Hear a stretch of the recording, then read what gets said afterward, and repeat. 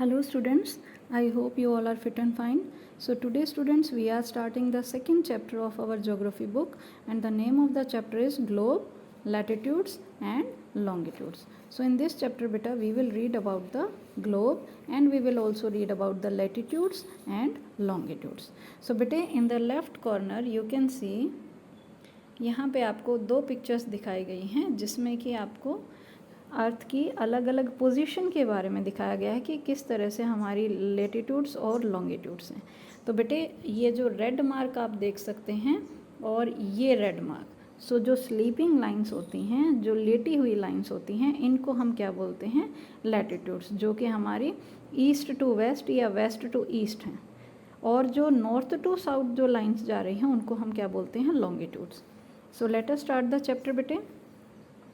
In the previous chapter you have read that our planet Earth is not a sphere, it is slightly flattened at the north and south poles and bulged in the middle. तो बेटे हमने अपने last chapter में read किया था कि जो हमारी अर्थ है वो एक स्फेयर बिल्कुल नहीं है, मतलब बिल्कुल गोल नहीं है, लेकिन वो कैसी है? एक जियोइड फॉर्म में है। जियोइड उसकी शेप है, जो कि ये दोनों ही जो पोल्स हैं, मैंने आपको पहले भी बताया था, जो दोनों पोल्स हैं हमारे वो फ्लैट हैं। नॉर्थ पोल और साउथ पोल जो हैं वो फ्लैट हैं और ये हमारी जो अर्थ है वो बीच में से थोड़ी सी फैली हुई है, that is bulge in the middle. तो थोड़ी सी बीच में से वो उभरी हुई है और ऊपर और नीचे से फ्लैट है।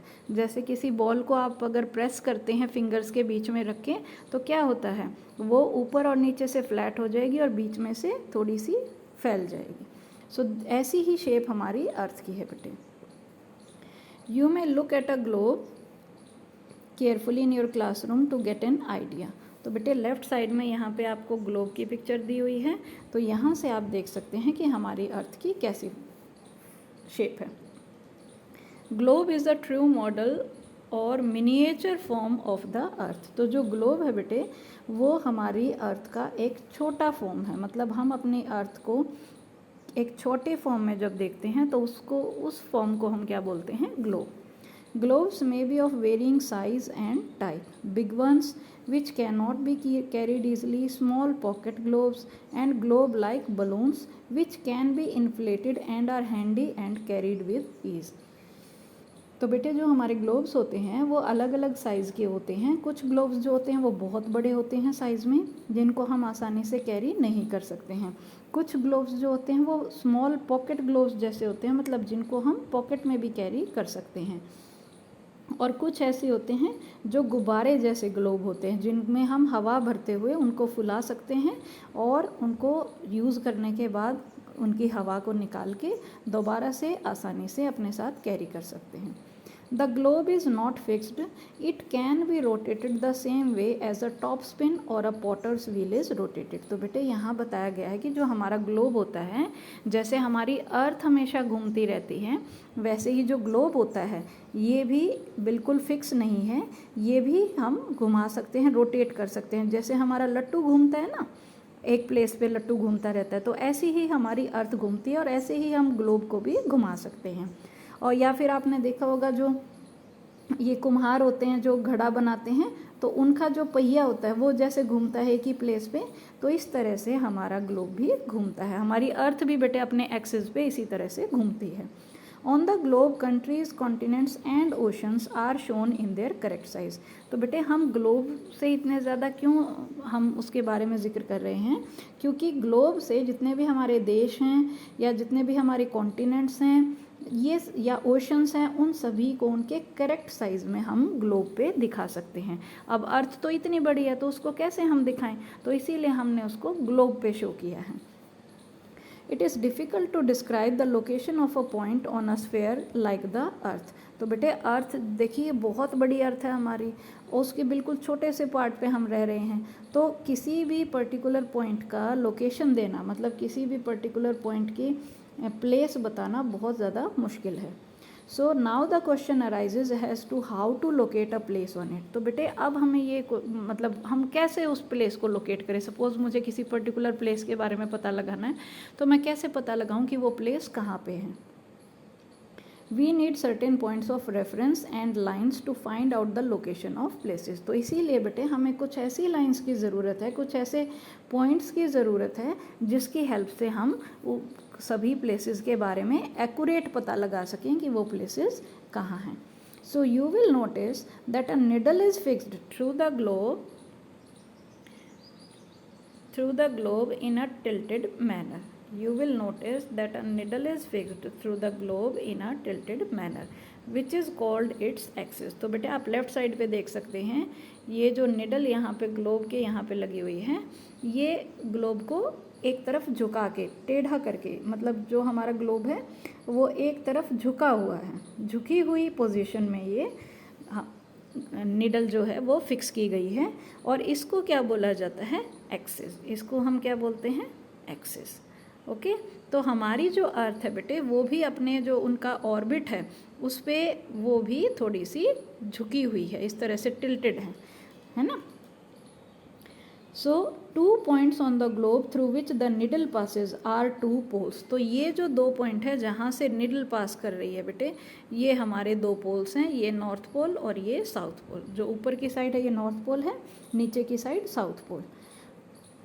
The globe can be moved around this needle from west to east just as the earth move. तो बेटे हमारी जो अर्थ है वो हमेशा कैसे मूव करती है, वेस्ट टू ईस्ट। हमारी जो अर्थ है वो हमेशा कैसे मूव करती है, वेस्ट से ईस्ट डायरेक्शन में। तो ऐसे ही बेटे हम वेस्ट से ईस्ट डायरेक्शन में अपने ग्लोब को भी रोटेट कर सकते हैं।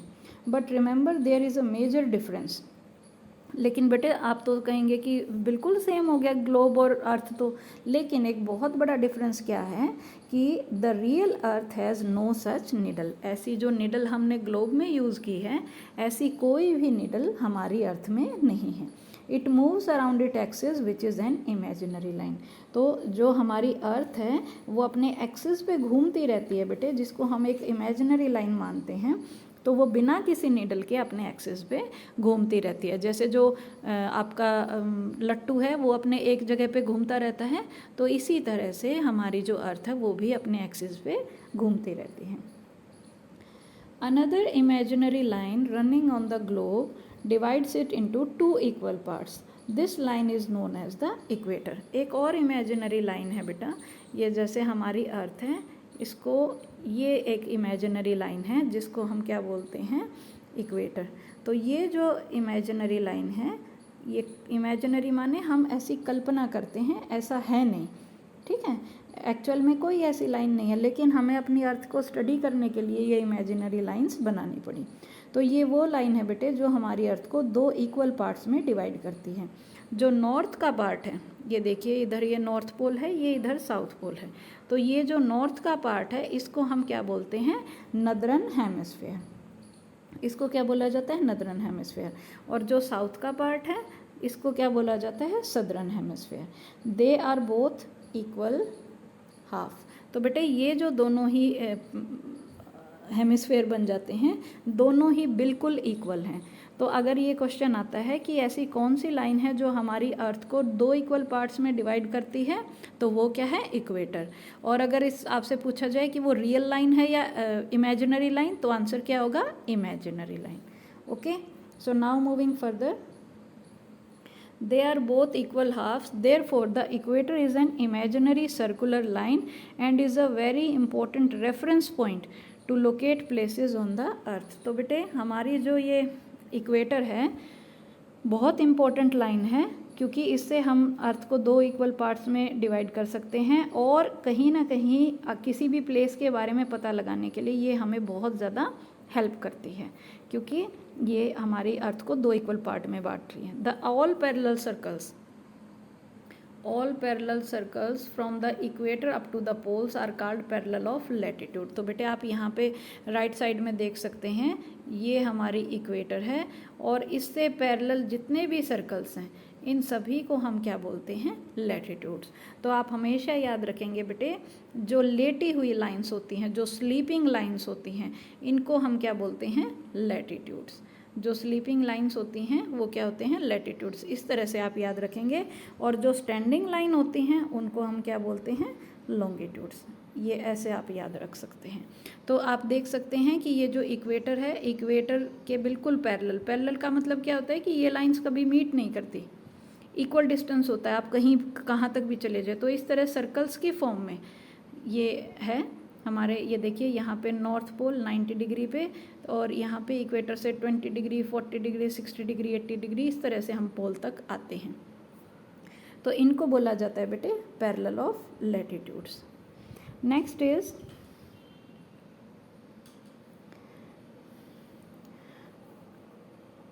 Unlike the equator represents the 0 degree latitude. तो बेटे जो इक्वेटर होता है वो हमेशा कितने डिग्री पे होता है? 0 डिग्री पे। ये इक्वेटर हमेशा कितने डिग्री पे होता है? 0 डिग्री पे। And since the distance from the equator to the either of the poles is 1/4 of a circle around the earth, it will measure 1/4 of 360 degree, that is 90 degree. तो बेटे यहाँ से जब हम पोल पे जाते हैं तो पोल कितने डिग्री पे होता है? हमेशा 90 डिग्री पे, क्योंकि हमारा जो अर्थ है वो एक सर्कल है। तो सर्कल का अगर टोटल हम देखें जो होता है वो कितना होता है? 360 डिग्री होता है। तो अगर 360 डिग्री को हम 4 पार्ट्स में डिवाइड करते हैं तो कितना हो जाएगा? 90 डिग्री। तो इसीलिए हमारा जो पोल है ऊपर वो कितने डिग्री का है? 90 degree. Thus 90 degree north latitude marks the north pole. तो ये जो नॉर्थ लैटिट्यूड है बेटे 90 डिग्री का, ये नॉर्थ पोल को बताता है, और जो साउथ लैटिट्यूड है 90 डिग्री का वो साउथ पोल को मार्क करता है। As such all parallel north of the equator are called north latitudes, and similarly all parallel south of the equator are called south latitude. तो बेटे इक्वेटर से north की साइड पे जितने भी पैरेलल हैं उनको हम क्या बोलते हैं? North latitudes. और इक्वेटर से साउथ की साइड पे जितने भी लैटिट्यूड्स हैं पैरेलल उनको हम क्या बोलते हैं? South latitude. So the value of each latitude is therefore followed by either the word north और south। तो बेटे आप देख सकते हैं यहाँ पे देखिए जितने भी लैटिट्यूड्स हैं उनको n से डिनोट किया गया। इसका मतलब ये लैटिट्यूड किधर के हैं? नॉर्थ डायरेक्शन के। और आपने यहाँ पे नीचे अगर देखेंगे तो यहाँ पे साउथ का डिग्री मेंशन है, जिससे हमें क्या पता लगता है कि ये लैटिट्यूड कहाँ का है? साउथ डायरेक्शन का। So generally this is indicated by the letter N और एस। तो वो जो अभी मैंने आपको बताया कि जब हम नॉर्थ में मूव करते हैं तो नॉर्थ डायरेक्शन को हम एन से डिनोट करते हैं, और जब हम साउथ में मूव करते हैं तो एस डायरेक्शन को हम साउथ डायरेक्शन को हम एस से डिनोट करते हैं। Thus 90 degree north latitude marks the for example, both Chandrapur in Maharashtra and Belo Horizontal in Brazil are located on parallel of about 20 degree latitude, but the former is 20 north of the equator and the latter is 20 degree south of it। तो अब बेटे यहाँ पे example में बताया कि जो चंद्रपुर नाम की जगह है महाराष्ट्र में वो 20 डिग्री नॉर्थ में है, और जो हॉरिजेंटे नाम की जगह बताई है ब्राज़ील में वो 20 डिग्री साउथ लैटिट्यूड की तरफ है। So we therefore says that Chandrapur is situated at 20 degree north latitude and Belo Horizonte is situated at 20 degree south latitude। तो बेटे अब आपको पता लगा कि क्यों हम ये नॉर्थ और साउथ मेंशन करते हैं, क्योंकि अगर हम डिग्री सिर्फ एक लैटिट्यूड को अगर हम चेक करें तो हम कन्फ्यूजन क्रिएट कर सकते हैं, हम किसी भी प्लेस को गलत लोकेट कर सकते हैं। लेकिन जब हमें उनके नॉर्थ और साउथ लैटिट्यूड के बारे में पता लगता है तो हम उस प्लेस को क्लियरली वहाँ पे लोकेट कर सकते हैं। जैसे जो चंद्रपुर नाम की जगह थी वो नॉर्थ लैटिट्यूड पे थी, और जो ये हॉरिजेंटे नाम की जगह जो थी वो साउथ लैटिट्यूड पे थी। तो इसीलिए we see in figure 2.2 that as we move away from the equator the size of the parallels of latitude decreases। तो जैसे जैसे बेटे हम इक्वेटर से दूर जाते हैं, आप देख सकते हैं इक्वेटर से दूर जाते जाते जो हमारे सर्कल्स के साइज़ हैं वो धीरे धीरे छोटे हो गए हैं। तो इसका मतलब जो हमारे लैटिट्यूड के साइज़ हैं वो धीरे धीरे डिक्रीज़ हो गया है। तो ये पॉइंट आप हमेशा याद रखेंगे। सो बेटे we will continue the next topic in our next video. Till then try to understand the topic well and take care।